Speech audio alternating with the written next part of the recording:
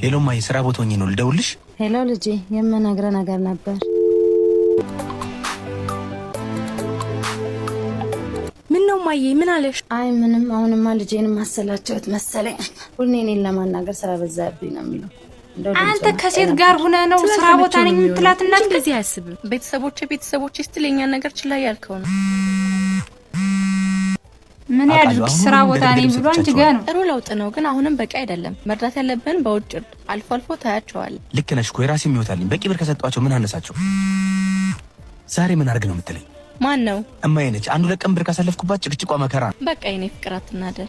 ዛሬ መውጣት የለም እሺ። ነገ ወደዛ ብሩን ተቀብላችኋለን። ልክ ነሽ። ምን አጨናነቀ? ቤተሰብ ብር ብቻ ነው እንደሚፈልግ ደህና መሆንክን እኮ ማረጋገጥ ራሱ ይፈልጋል። እናቴን ያክል ምደውል ሁሉ ለዛ ይሆነ እና አስተሳሰባችን እንዴት ነው? ይሄን ለማይስጭ ለምን አልገባም ካላችሁ ስራ አርፍዶበት ነው ቢያት። እሺ እማዬ ግን ማታ ታማ አንድ አይኑን አሳዩ ስትል ነበር። ምን አየህ አንተ ገንዘብ ስትል ወይ ምን ቀረኝ ብለን የመጣው ምን ቀረ?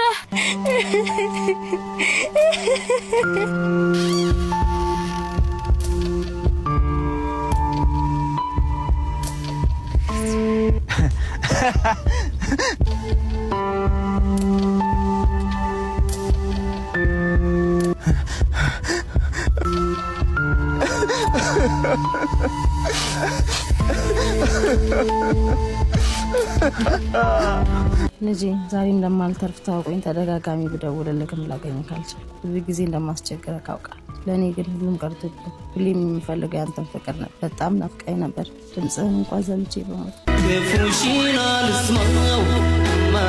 መቼም የማይጠፋ ጸጸት ነው እንደዚህ አይነት ነገር። አንዳንዴ መቅደም ያለበትን ብናስቀድም ሁሉን ነገር ከጥቅም ጋር ባናያይዘው ደስ ይላል። አሁን ይሄ ልጅ ያን ያክል እየደወለችለት ቢያነሳ ቢያንስ አእምሮ እንኳን እረፍት ያገኝ ነበር። አያችሁት? አንዴ ካለፈ አለፈ ነው። ጭራሽ በቤተሰብ ጉዳይ ማለት ነው። መቼም የማይጠፋ ጸጸት ነው፣ ጠባሳ ነው የሚሆነው።